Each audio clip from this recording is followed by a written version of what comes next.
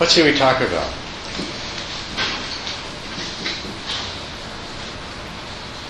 Yeah. I have a question getting back about when she asked about the object of meditation. You said the purpose of meditation. Yeah. And then when you talk about the happiness, it's kind of created in the mind. Well, what if your life is going on pretty well and you're pretty happy most of the time and there's no great pain, no great rage, then why bother to meditate? Well, that's a very good question. Would you repeat the question, please? Yes. She said that if the object of this practice is to find happiness, if your life's going along pretty well and you're pretty happy already, why bother? Is that? Yeah. That's the question, right? I mean, I have some answers, but I'm curious what your answer is. Well, there are some obvious answers. I mean, just in terms of the happiness aspect or the freedom from unhappiness aspect, even though your life's going along pretty well, it can change. As a matter of fact, it will change.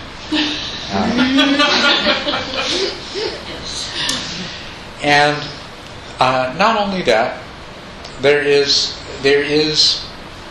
pain, loss, sickness, aging, and death. And we can decide things are going pretty good, and yes, we recognize those things are there, and we have a sort of a stoic resolve that, well, whatever pain, suffering, disease, loss, aging, death itself, I accept that's part of life, and I'll take that. Very often, the other thing that inclines people to practice and to seek the fruit of the practice is the desire for wisdom, for understanding, for answers. And although initially that may seem to be a different goal, it's actually not that different, as I think I can probably point out to you. But nevertheless, just in that form often motivates people. They would, the freedom from suffering actually is the result of attaining wisdom. Wisdom that eliminates illusion, delusion, ignorance. But some people will undertake this particular path or a similar path for the sake of achieving that wisdom, that understanding, not primarily for the relief from, or at least consciously in their intents. It's not primarily to achieve suffering because they think their life's going pretty well and they can handle whatever life dishes out anyway.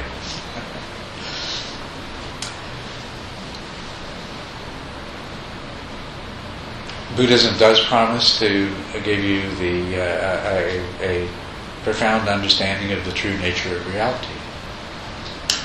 So that could be the reason. What were your ideas? Well, my life's not perfect, so maybe my life could be better. Well, yes. And yes, the learning aspect is interesting. Yeah. I learn a lot. Yes. And also, I think there's very few of us who don't see that we could be, not only could our life be better, but we could be a better person too. And so another reason that we might take up the practice is to become another person, a better person. And then the other thing is too, we might say, well, my life's pretty good, and I can probably handle whatever comes along. But I see that there's a lot of suffering and that other people have. As a matter of fact, I see the world is a pit of suffering, and therefore undertake the path in order to learn something, to discover something by which they might be able to help other people. So these are all kinds of different reasons. But they're really,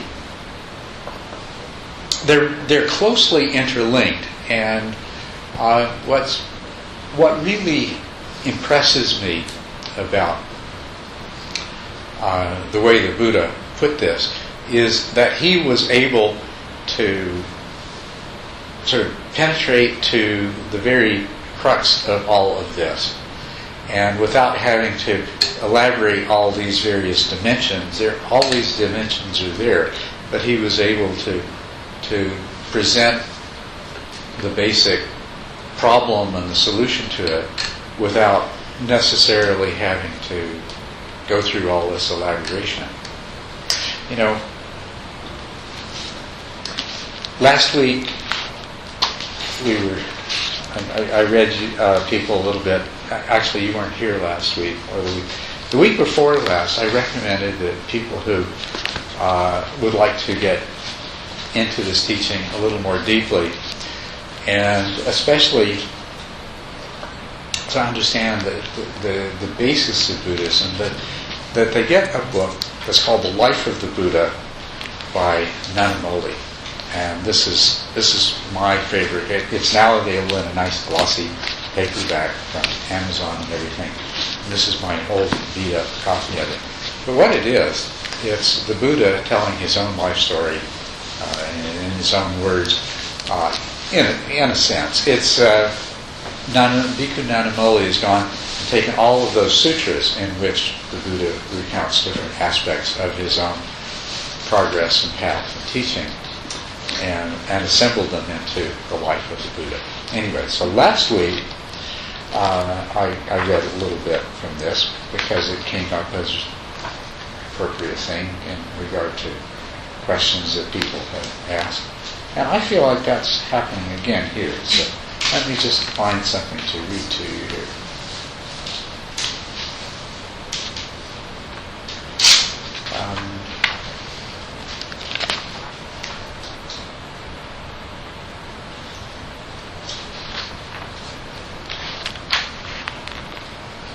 Yes, last week, after the Buddha's enlightenment, his first reaction was that teaching this would be difficult. As a matter of fact, I just go back and reread that. So, enough of teaching of the law that even I found hard to reach, for it will never be perceived by those that live in lust and hate. Men died in lust, and whom a cloud of darkness laps will never see what goes against the stream is subtle, deep, and hard to see. Abstruse. But then he subsequently became persuaded that, well, there are those that there was a great need for this teaching, and that there are those with little dust in their eyes. So he tried to think who he might teach, and he first thought of his two teachers that he had. His first two teachers, Alara Kalama and Udaka Ramaputra. But it turned out that one of them had died just the night before, and the other one had died the week before. So, and of course, those would be the people he thought of who would have the least dust in their eyes. So then, the next people that he thought of that would have little dust in their eyes were 5 fellow ascetics practicing austerities in the forest. And so he said, well, I'll try teaching this doctrine to them. So he sought out these 5, and I'll pick up the story right here. Then wandering by stages, the Blessed One came at length to Benares, to the deer park at Isipatana, where the bhikkhus of the group of 5 were. They saw him coming in the distance. Then they agreed among themselves, "Friends, here comes the monk Gautama, who became self-indulgent, gave up the struggle, and reverted to luxury. He ate." "We ought not to pay homage to him, or rise up for him, or receive his bowl and outer robe. Still, a seat can be prepared. Let him sit down if he likes." But as soon as the Blessed One approached, they found themselves unable to keep their pact. One went to meet him and took his bowl and outer robe. Another prepared a seat. Another set out water, footstool, and towel. The Blessed One sat down on the seat provided and washed his feet. They addressed him by name and as friend. When this was said, he told them, "Bhikkhus, do not address a perfect one by name and as friend. A perfect one is accomplished and fully enlightened. Listen, bhikkhus, the deathless has been attained. I shall instruct you. I shall teach you the law. By practicing as you are instructed, you will, by realizing yourself here and now through direct knowledge, enter upon and abide in that supreme goal of the holy life, for the sake of which clansmen rightly go forth from the house life into homelessness." He wasn't shy.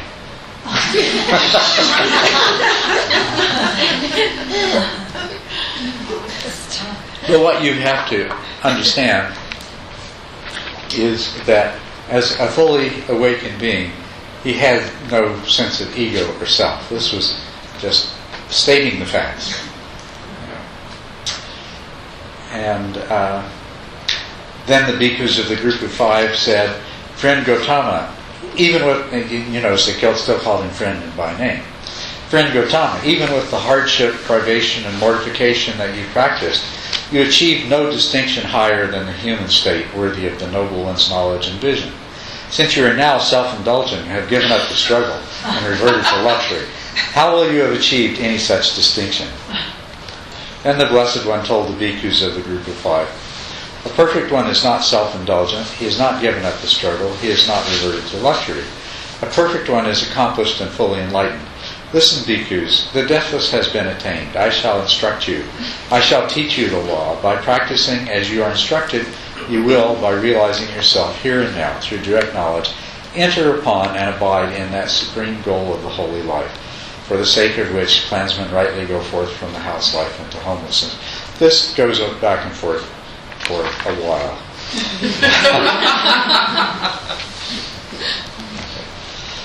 And eventually he was able to convince them. He said, "Have I ever spoken to you like this before?" And he said, "No." "Well then, why don't you listen to what I have to say?" So he says, "Bhikkhus, there are..." Well, I'm going to skip... No, maybe I won't. Okay, we'll just read the whole thing. "Bhikkhus, there are two extremes that ought not to be cultivated by one who has gone forth." What two? "There is devotion to, pursuit of pleasure in sensual desires, which is low, coarse, vulgar, ignoble, and harmful. And there is devotion to self-mortification, which is painful, ignoble, and harmful. The middle way, discovered by a perfect one, avoids both these extremes. It gives vision, gives knowledge, and leads to peace, to direct knowledge, to enlightenment, to nirvana. And what is that middle way? It is this noble eightfold path, that is to say, right view, right intention, right speech, right action, right livelihood, right effort, right mindfulness, right concentration. That is the middle way discovered by a perfect one, which gives vision, gives knowledge, and leads to peace, to direct knowledge, to enlightenment, to nirvana." Then he teaches the Four Noble Truths. There is this noble truth of suffering. Birth is suffering, aging is suffering, sickness is suffering, death is suffering, sorrow and lamentation, pain, grief, and despair are suffering. Association with the loathed is suffering. Dissociation from the loathed, from the loved is suffering. Not to get what one wants is suffering. In short, clinging to the five aggregates is suffering. Now, let me explain that. The Four Noble Truths. This is the first one. The first is the truth of suffering. The second is the truth of the cause of suffering. This is laid out in the manner of a physician. This is the problem. This is the cause. This is the cure. And this is the medicine that will bring about the cure. So the first is the truth of suffering. The second is the truth of the cause of suffering. The third is the truth of the cessation of suffering. And the fourth is the truth of the path leading to the cessation of suffering. But let's take this first one. And first of all, the word that we are translating here as suffering is dukkha. And dukkha is a far more all-encompassing term than suffering. Dukkha means unsatisfactory, unfulfilling. To experience dukkha is to experience dissatisfaction, lack of fulfillment, discontent. So, in any degree, in any form. So, the worst kind of suffering imaginable is dukkha. But so is the least kind, in the form of dissatisfaction, discontent, existential angst. Do you know what I mean by that? Like, why? Why is life like this? Why are we living? What's the purpose of it? I'm sure nowadays everybody has asked themselves at one point or another. Struggle through childhood. If you survive, you become an adult. You may spend much of the rest of your adulthood, or if not all of it, overcoming some of the things that happen in childhood. Or if you're lucky, maybe not. But then it's continued struggle, pain, suffering. You have children. You struggle to raise them. So what? They can repeat the cycle, and then what do you have to look forward to? You're going to get old. Everyone you love is going to die. Everything that you hold precious is subject to loss, decay, breakdown, changes of fortunes. The only thing that you can be certain of is that if you live any length of time, you're going to experience pain, you're going to experience sickness, you're going to get old, and you're absolutely going to die. And in many cases, death is quite unpleasant. Old age is very difficult.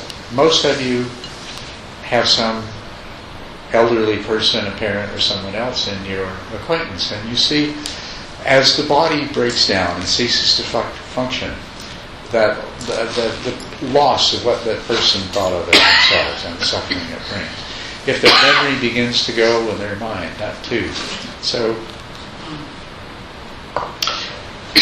we look at these things, and even if our own situation is very good, and even if we have a good, strong, stoic sense that we can handle it, we can see that this whole situation is definitely less than satisfactory. One of the things that the Buddha did is, on a number of occasions, he challenged different people, kings, wealthy people, and other spiritual teachers, as are you unshakably happy? Have you had a week of uninterrupted happiness? Have you even had a day or half a day completely free from some form of dissatisfaction, frustration, or disappointment? And they answered no. So what he's saying here is that this dukkha, whether we're talking about the most extreme form or the least or the mildest form, it permeates human existence. That from the time we were born until we die, that there is dukkha in all of its different forms is woven into the fabric of our existence. And this is the truth of suffering. Or we should say the truth of dukkha. Now some people look at this and they say, oh, well, Buddhism is a very pessimistic system. No, life's good. Life is great. And that's why this is a truth that needs to be taught and understood. Most people, by the time they seriously engage in a spiritual path, have, if not explicitly understood this, they at least have a very strong intuitive sense of the unsatisfactoriness of life. That it seems somewhat meaningless, pointless, filled with many potentials for quite severe forms of mental and physical suffering. And what we experience continuously throughout our life is some degree of disappointment, frustration, and so forth. Now, it's important to understand that dukkha, the Buddha made a clear distinction, not in this particular verse, But he said that there's two different kinds of dukkha. There is the dukkha that has its origins in the physical body. And then there's dukkha that has its origin in the mind. Well, the dukkha that has its origins in the physical body, that would include physical pain,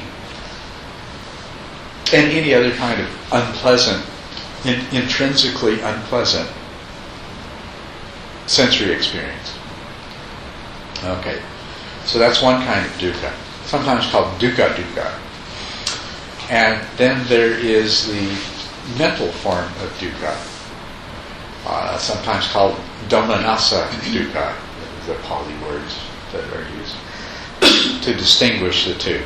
But it's very important to make this distinction between these two kinds of dukkha. Now, life is filled with both kinds of dukkha.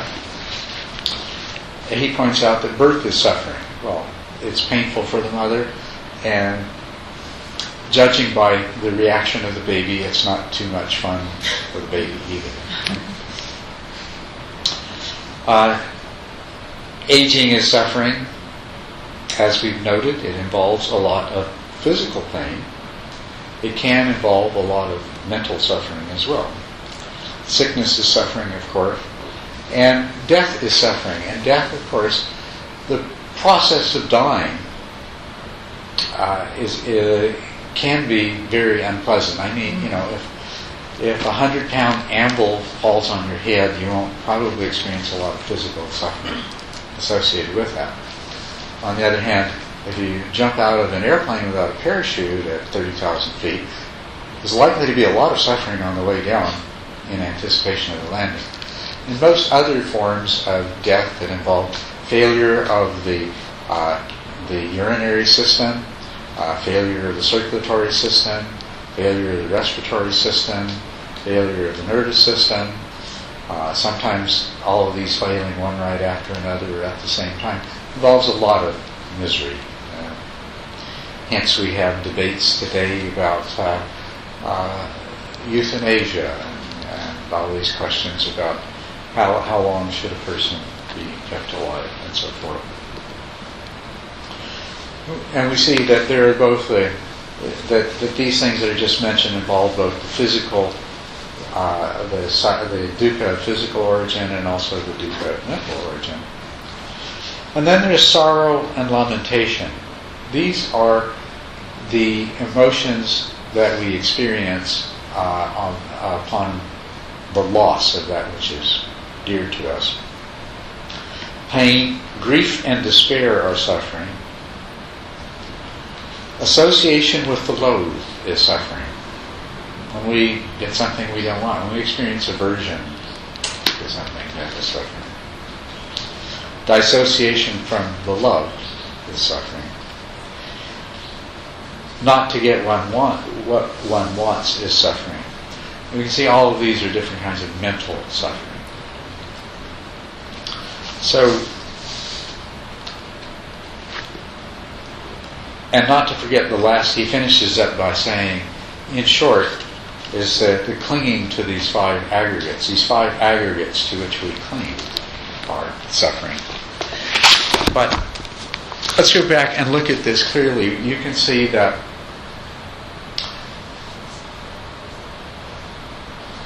pain is absolutely inevitable, right? The physical body, you're born in a human body, human existence, you are going to experience causes of physical pain. There's no avoiding that. You even use painkillers, they wear off, right? Physical pain is inevitable.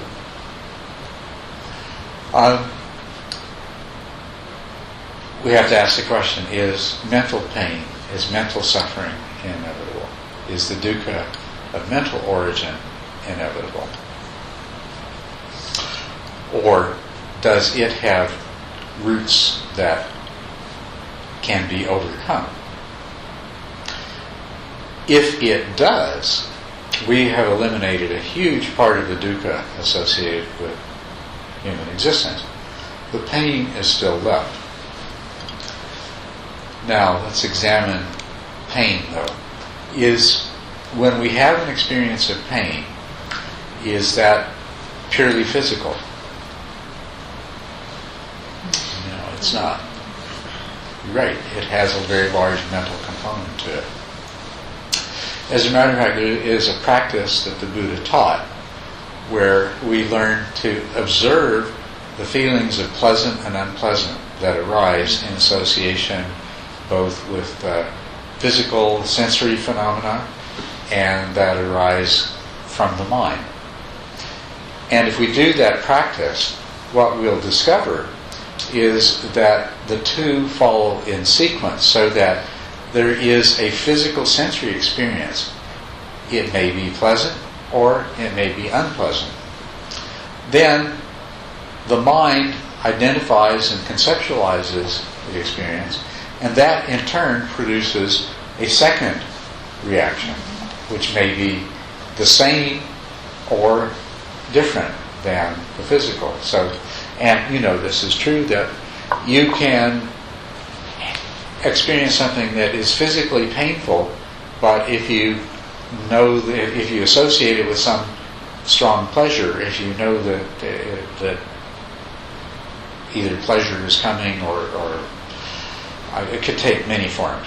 You're willing to experience pain for the sake of pleasure, and that knowledge, when the pain arises and then immediately following that is the recognition and knowledge of what's associated with it, then the reaction is pleasant.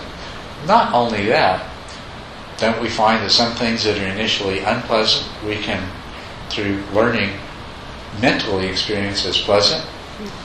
Things that taste wonderful to us as adults because we're required to taste for them, give them to a child and say, "What do you think of this?" "Oh, yeah."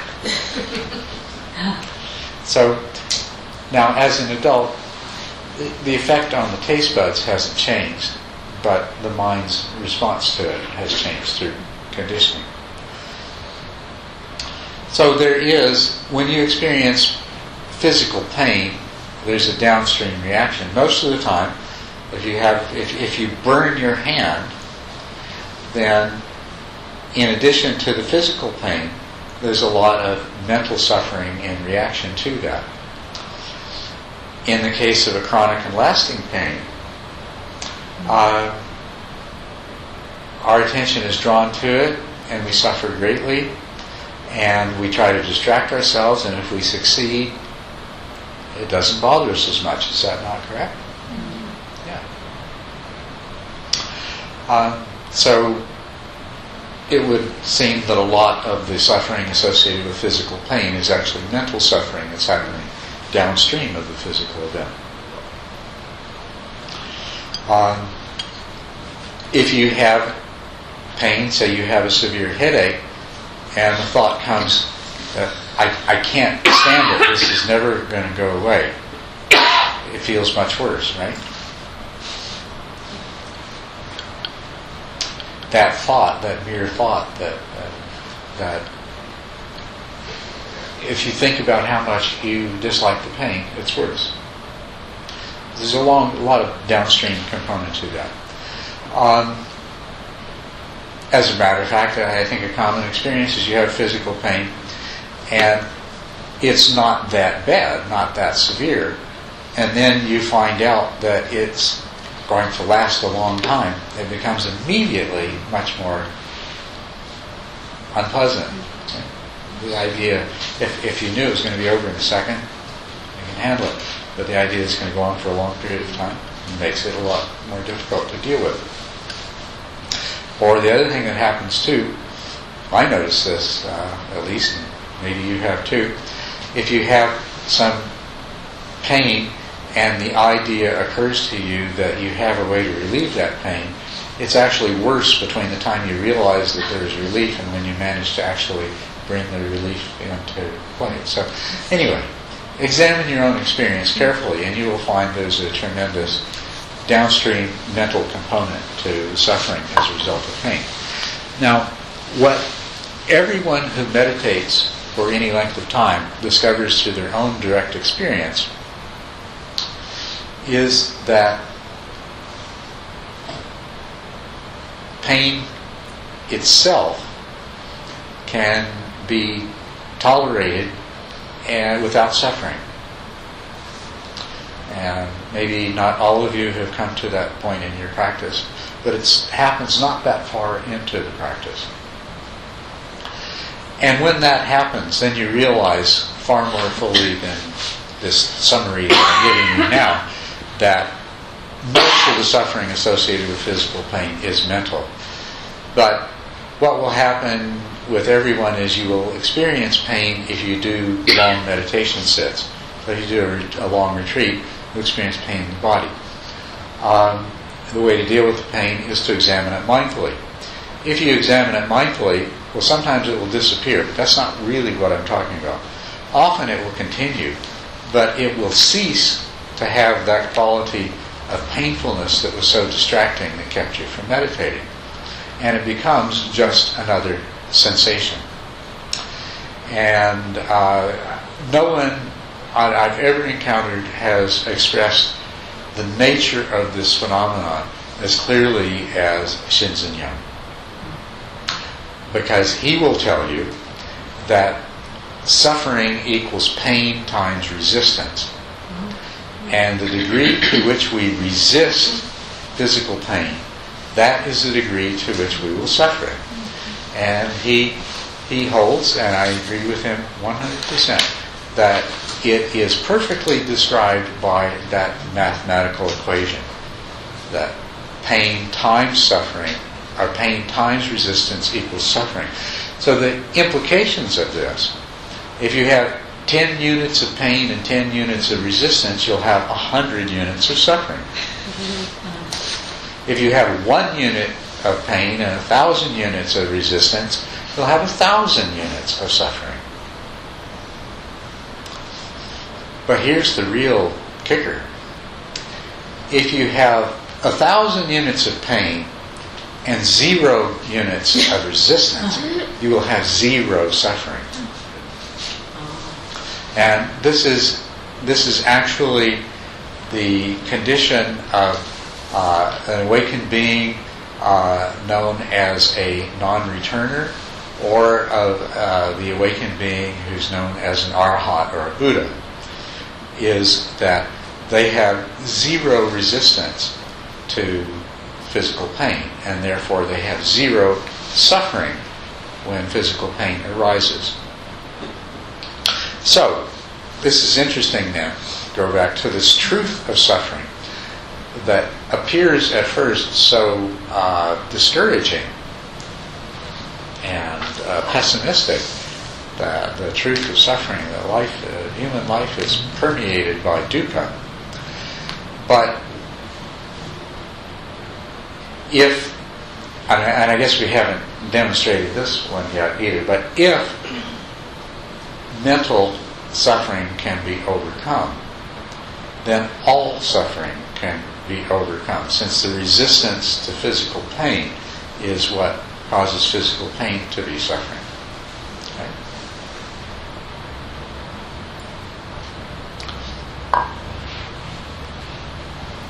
So, what is it that gives us this sense of pointlessness and hopelessness in our life? What is it that gives us this sense of dissatisfaction in so many circumstances? We have an experience, and it is pleasurable for us. And so we naturally want to have that experience again. It may be as pleasurable the second time as it was the first time, but also it may not. If it is, and we keep seeking pleasure from the same experience over and over again, what do we usually tend to find? It gradually loses its quality of pleasantness. The other thing that happens is that in order to experience, to have that pleasurable experience again, we may go to a huge amount of trouble. We may expend a lot of time, energy, money, whatever. And sometimes it doesn't come at all. Or if it does, and then sometimes it's not as pleasant as we expected it to be. not as pleasant as it was last time. Or sometimes, even if it is just as pleasant as it was the last time, we look at it and say, well, it wasn't worth what I did to get it. That's unsatisfactory. And of course, something pleasant that happens, and have you ever had this experience? Something very pleasant happens, and you want it to last. And wanting it to last makes you realize that it won't. And realizing that it won't takes away the pleasure of it. Or you get so busy trying to manipulate circumstances to make it last just a little bit longer, or to hold on to it, that it basically obliterates the pleasure. All you've got is the craving to continue it, to sustain it.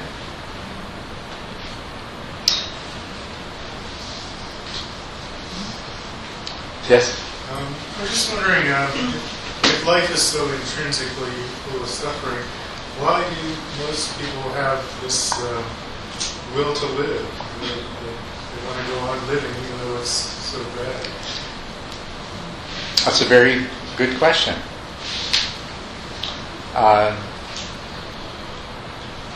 The will to live is not, in most cases, a conscious decision we make after analyzing our circumstances. We find people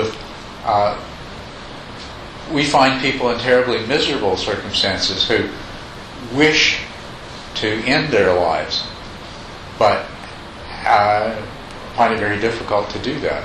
The will to live, the will to survive, is not something we rationally choose or decide to have. It's just it's there. We can decide to live voluntarily, but it's not entirely that. You know what I mean? Mm-hmm. Yeah. Are you saying it's just an instinct? What's that? An instinct? Yes, it is. It's an instinct. So are all of these things that we're going to be talking about here. They're programmed instincts.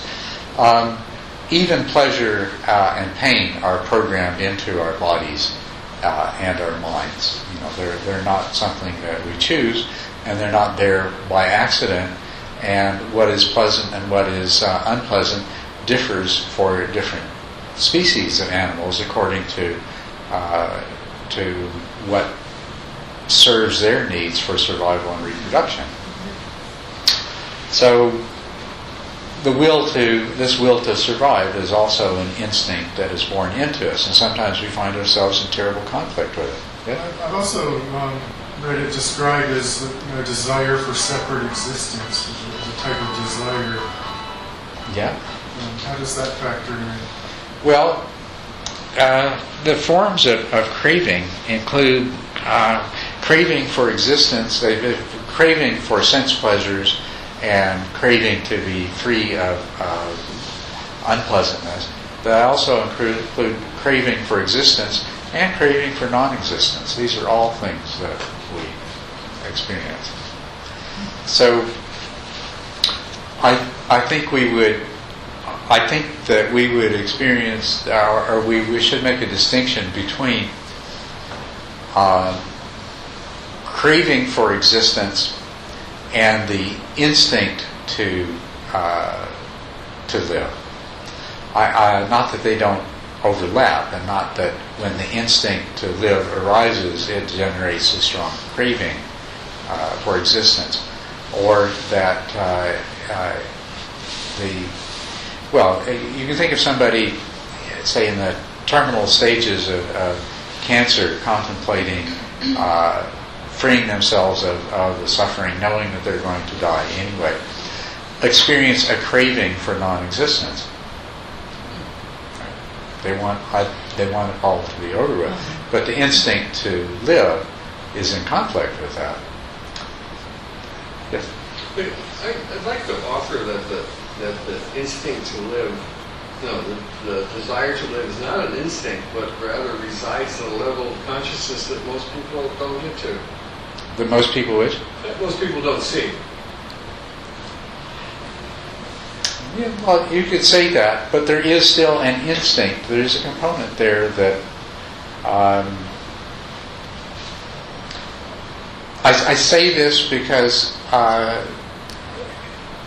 people who study animal behavior clearly see that there is an instinct to survive in animals, and then we look at human behavior, and in spite of whatever psychological interpretation we put on it, we still behave as though we are compelled by the same instinct. But there's a lot more to it, and the craving for existence is more than just this will to live, just this instinctive will to live. I think that's what you're saying too. No? No, I think that there's a level of consciousness that can be attained where the instinct, where life becomes a choice, not an instinct. Oh yes, no, definitely there is. Yes, we can overcome all of our instincts. Craving, desire, aversion, all of the behaviors that come out of that. These are all, you could call these instincts as well.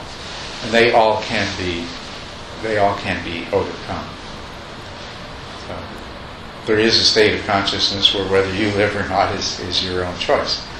As a matter of fact, just to digress a little bit into the Buddha story, one of the things that happened after his enlightenment came the question, well, why bother to continue living?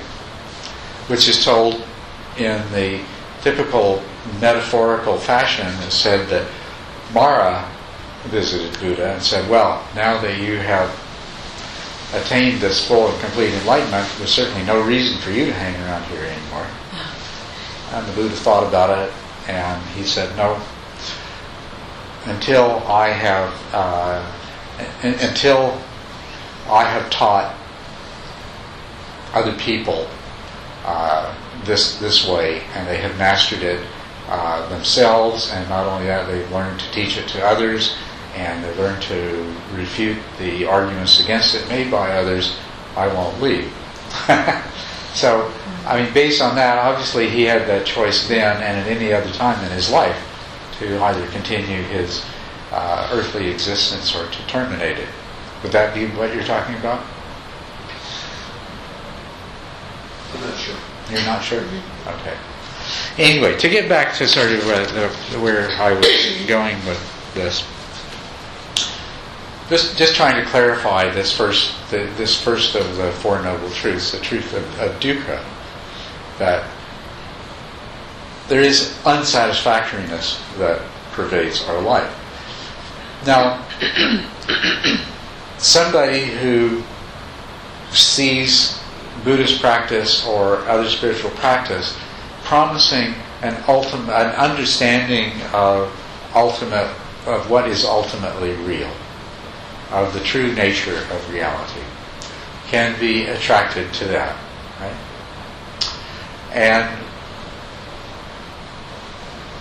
even that is arising out of a dissatisfaction with the perception of things as they are. That's what I experienced in my adolescence. I wanted to know everything. I want to know what everything was about.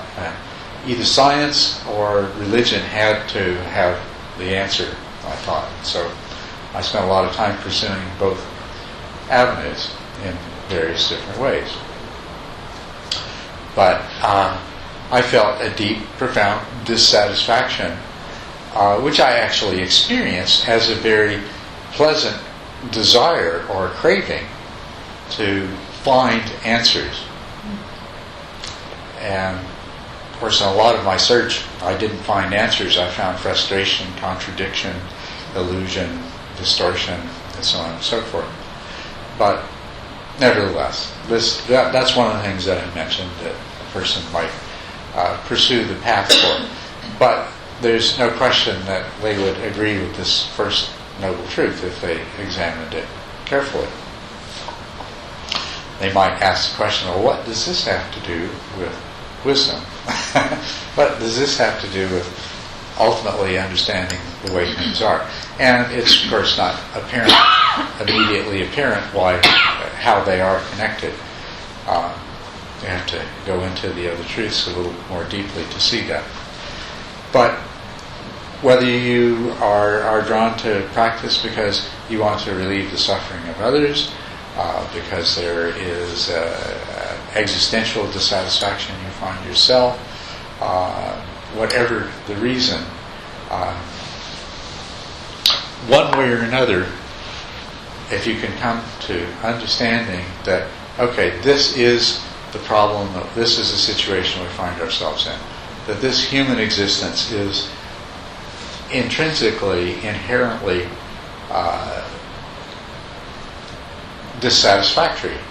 That every which way you turn, you're experiencing dissatisfaction in one way or another. And sometimes it's very extreme and difficult. Now, the great physician then gives us the next truth, which is the explanation of the origin of suffering. There is this noble truth of the origin of suffering. It is craving which produces renewal of being. It's accompanied by relish and lust, relishing this and that. In other words, craving for sensual desires, craving for being, and craving for non-being. Now, there's something about this that isn't necessarily obvious right away, that is incredibly simple and straightforward when you grasp it. But there's several things that he's saying here that aren't totally obvious from the words. Okay, he says, it is craving which produces renewal of being. What do you put that in there for?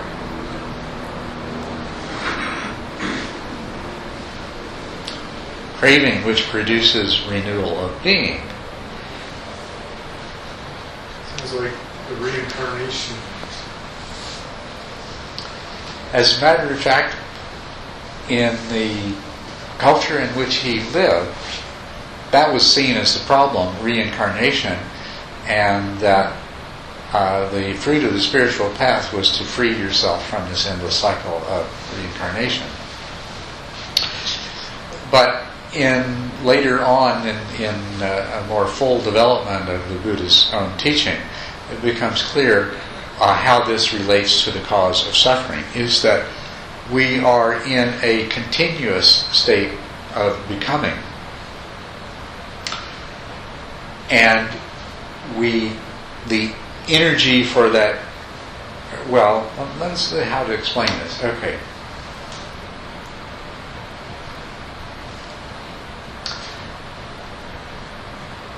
We are always in a state of being. That should be obviously true.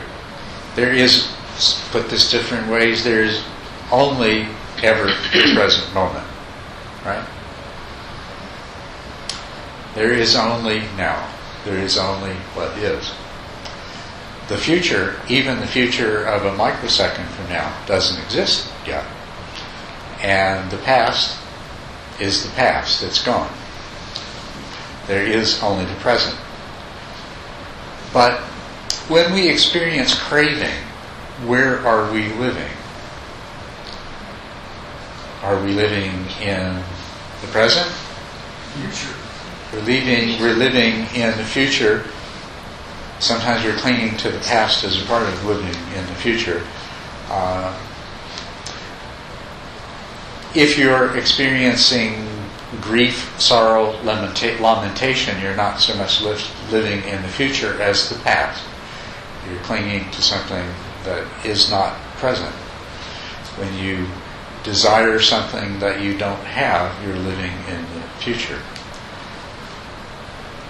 It is craving that drives this process of not being in the present, and usually of continuously becoming. Why is it that pain times resistance causes suffering? Pain exists in the present. The desire for the pain not to be present is our resistance for it, resistance to it. And so it is the desire, the craving, or the aversion. Aversion to pain is desire for not pain, right? Mm-hmm. So they're all craving.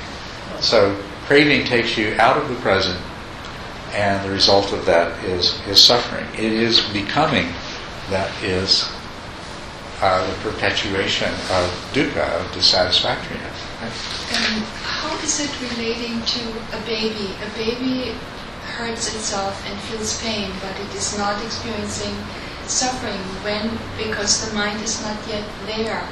So isn't the development then of the mind and the mental capacity to experience that as also as suffering is the downfall of awareness actually, right? You could say that, yes. That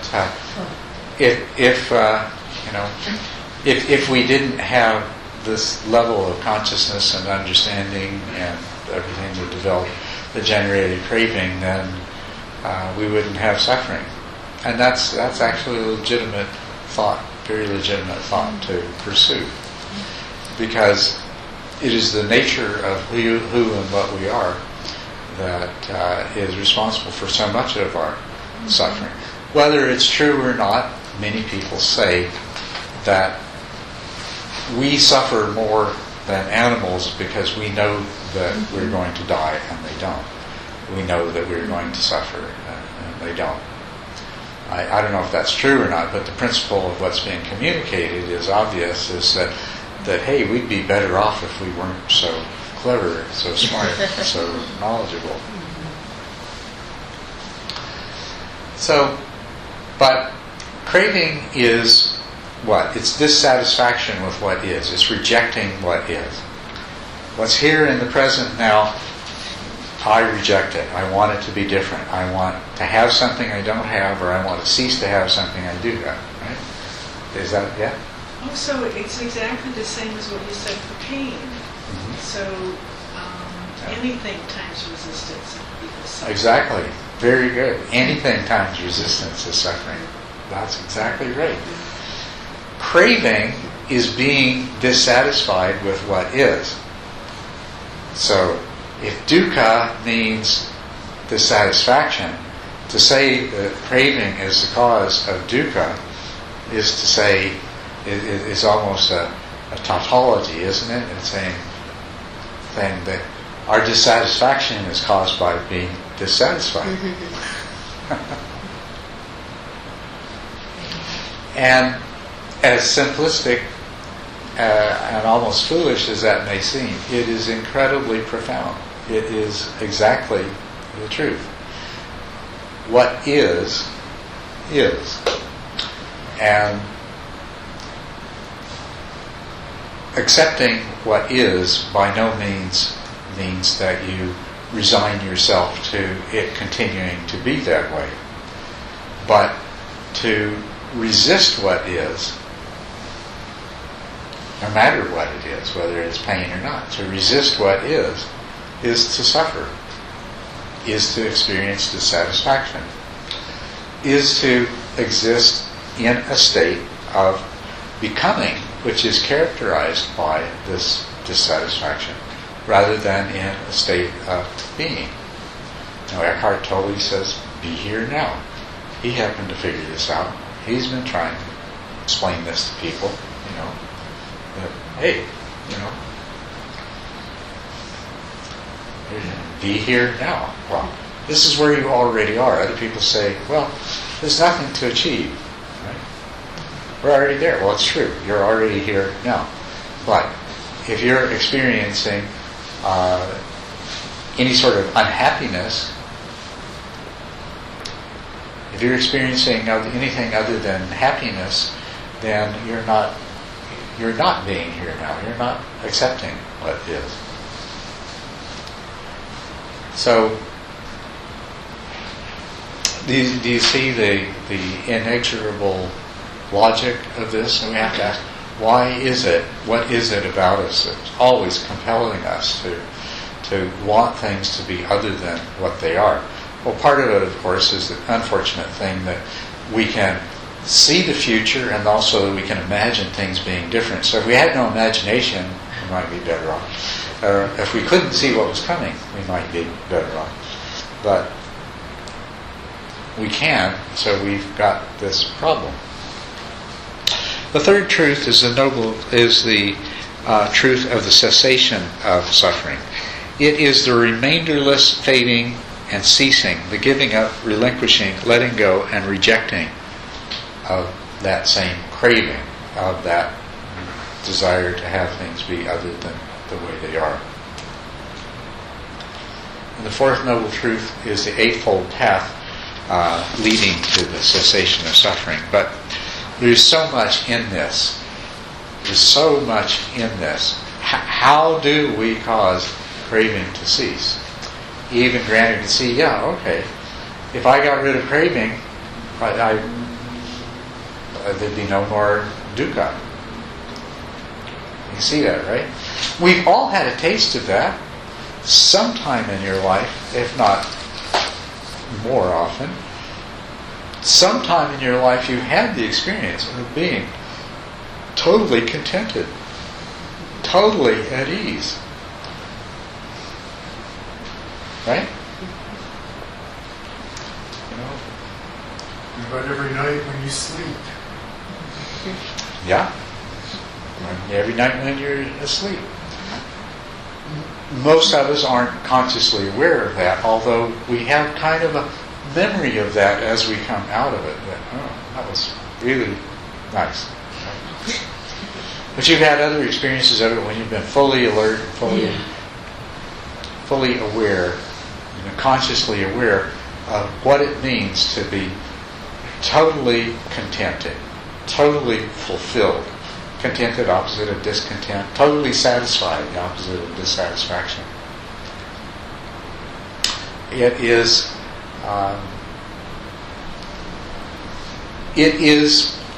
a much, much deeper and profound kind of happiness than that we get from sensual pleasures. And do you know that? Have you experienced it enough to be able to accept that proposition? That complete contentment, fulfillment, satisfaction is actually a more blissfully happy state than any kind of pleasurable sense gratification that you've experienced? Some of you have. Well, the way to find out is to test it for yourself. But this problem, how do we bring about the cessation of suffering? Through bringing about the cessation of craving. We have to see what the roots of craving are. And it is said that the roots of craving are ignorance, delusion. It is the belief in certain things that are not true.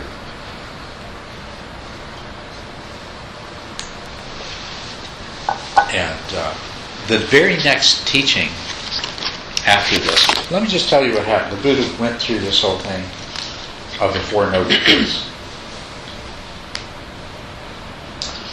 And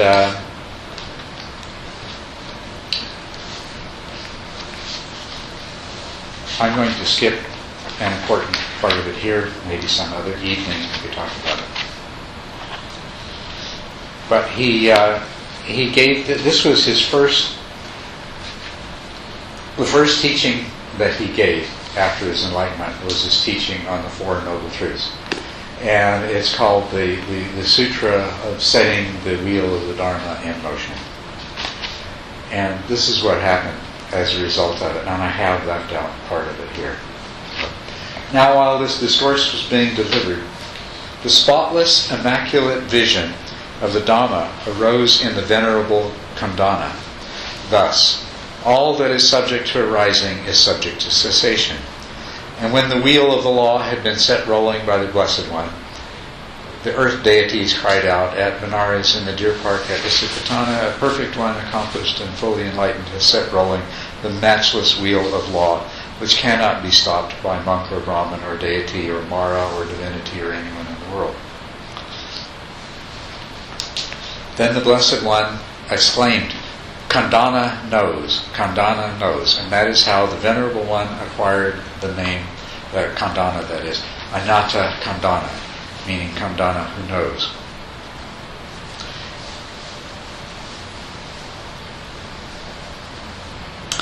So, and then he became the first Bhikkhu follower of of Buddha. Then what happened is that over the next few days, remember there were 5 of these sannyasins and the Buddha, so there's 6 altogether. So over the next few days, the sutras tell us that they would take turns. 3 would go into town at a time, and they would gather alms for all of them, bring them back. And so the Buddha continuously taught for several days. There's only one other teaching that we have to this day from that session. Obviously, he said a whole lot more over several days of continuously teaching. 3 at a time going into town to get food, so he never had to stop. And all 5 of them became completely enlightened, became arhats as a result of that.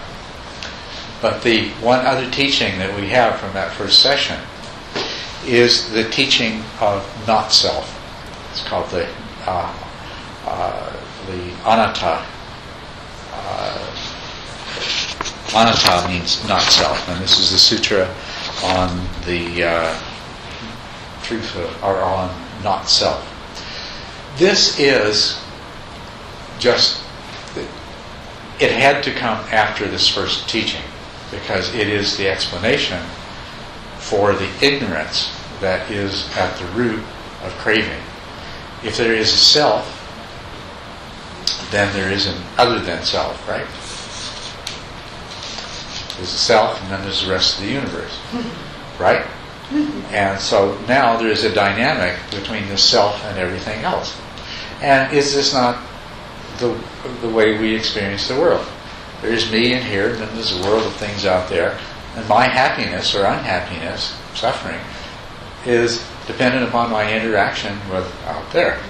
And so what do I experience when I have something pleasant happens? I have desire. I want more of the pleasantness. I say, oh, that is the thing or the person or whatever that caused me the pleasantness, and so I desire that. I have craving for that, and I set to work to try to attain that. And if something causes me pain, let me put this properly, I experience pain, then I look and say, that's the thing that caused me pain. I want to destroy that thing. I want to be removed from the presence of that thing. I want it no longer to be there. So it is this belief that I am a self that is separate from the rest of the universe that actually demands craving. It demands desire and aversion. And so that's the ignorance that lies at the root of craving. And that must be overcome in order to achieve the state of complete freedom from craving.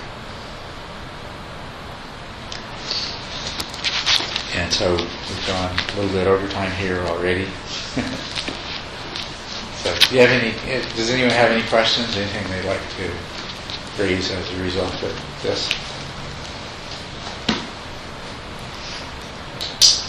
I would encourage you to familiarize yourself very much with the teaching of the Four Noble Truths. The Eightfold Path, which is the fourth truth,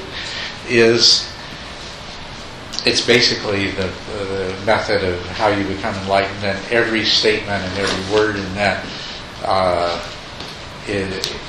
when decompacted, is all kinds of information and doctrine. But the same is of these other things. Now, when in that first teaching the Buddha taught the truth of dukkha, remember he finished up by saying that it is these 5 aggregates, it is the clinging to these 5 aggregates. In short, it is the clinging to these 5 aggregates that is suffering. He was giving the whole answer right there, except he couldn't really tell it. Because in the next sutra, in the sutra on not self, he then teaches what the 5 aggregates are. And basically, the 5 aggregates are meant to completely define and include everything that there is about your existence as an individual. So the first thing you have to do is to satisfy yourself that, as a matter of fact, there's nothing about you, all of your experience, your entire life, that is not adequately described within these 5 aggregates. And that's something that we could that we will spend some time talking about in detail. Look at those aggregates so you understand them completely. And that's the first stage in this process of insight, is you have to satisfy yourself that indeed they are all inclusive. There's nothing left out. Nothing has been omitted. And the next stage is you say, okay, if I have a self, it must be either some part of this 5 aggregates or the 5 aggregates in their totality. The next stage is to satisfy yourself that there is that the self that we wish to cling to and that we base all of this craving on, that there's no basis for it in there, that it's only a fiction of the mind.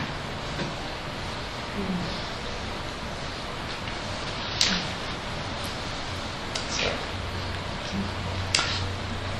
anyway, we will proceed with these teachings. When I come back, I'm going to be gone to Canada for the next 2 weeks, and then I'll be back. And we'll be doing these Thursday evening talks every second Thursday until end of August, and first week in September I'm leading a retreat in California, so I'll be gone for 2 weeks then. And then when I come back, it'll be every Thursday from then on until something else comes up to get in the way.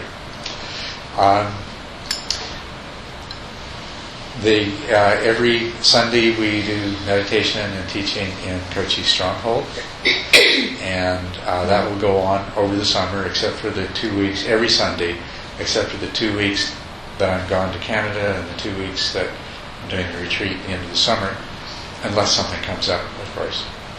And as most of you have already been out there and know where it is, but those of you who don't, who are interested, we used to do this on Monday rather than Sunday. So it's a website that's called mondaymeditation.com. No www, just mondaymeditation.com. And it has directions to get there and the schedule of activities, and also an update if we're doing anything different. We're not going to be there any particular Sunday. You can find that out at that website.